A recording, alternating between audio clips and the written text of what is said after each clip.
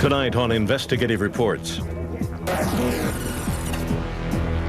We've got killers out there whose only goal is to rack up the new high score and get on the cover of Time magazine. We profile America's SWAT teams.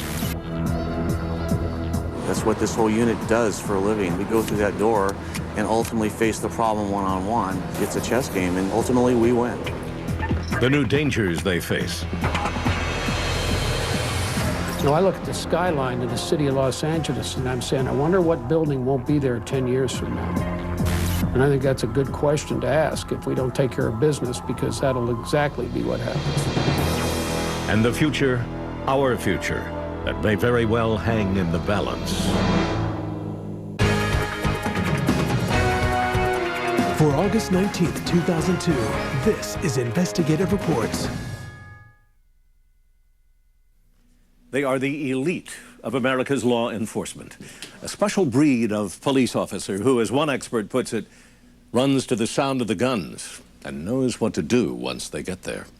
They are America's SWAT teams, and in these uncertain times, they increasingly are called upon to serve as our front line against a stunning array of threats. Tonight, we go inside SWAT to study their training and history and to chart their future, as SWAT teams prepare for everything from a high school kid with a gun to a terrorist cell with biological, chemical, and even nuclear aspirations. The name itself explains their mission.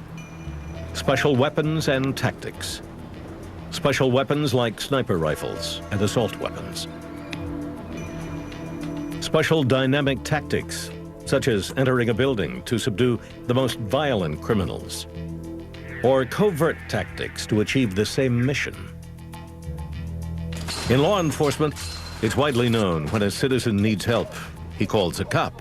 When a cop needs help, he calls for SWAT.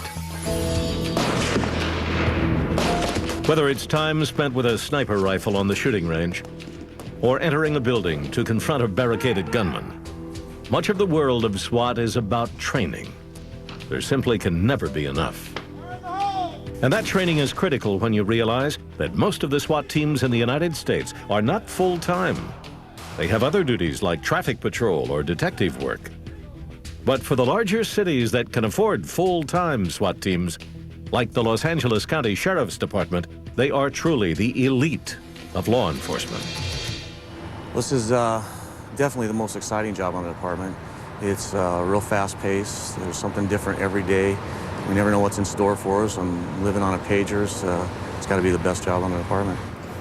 And I know most people find it hard to understand, but when you train so much and you have so much confidence in the people around you, I personally don't feel a great deal of danger, although I know that there is danger there.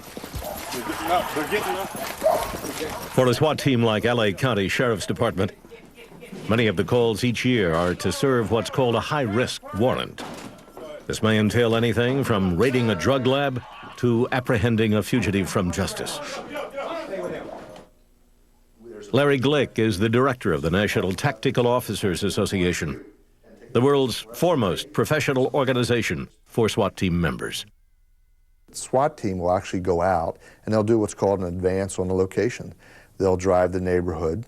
They'll gather information about neighboring houses, who lives in the area, are there any sentries, what is the layout of the house, are there any fences, dogs, kids, elderly people. Okay, this morning we're going to be serving a warrant. It's going to be at the... Investigative reports will accompany the LA County Sheriff's Department as they prepare to serve a high-risk warrant to a local drug dealer at his home. We'll make entry into here. If we have trouble with this gate, we'll call ESD back up around for a pre-tied hook, and then when the gate gets pulled, we want that thing to just taco in itself and pull out and then go back eastbound out of the problem.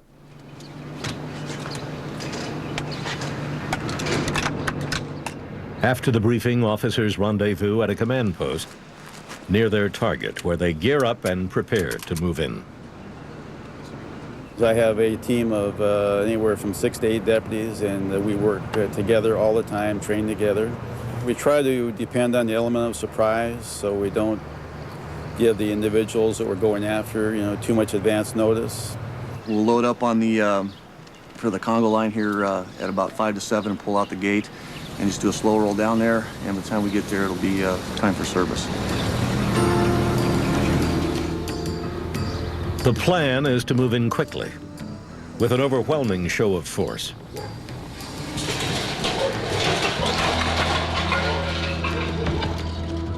Unlike TV, there's not a lot of running through rooms, yelling and screaming at people. It's not like that. It's done in a much more reasonable manner and much more tactically sound than what you might see in TV.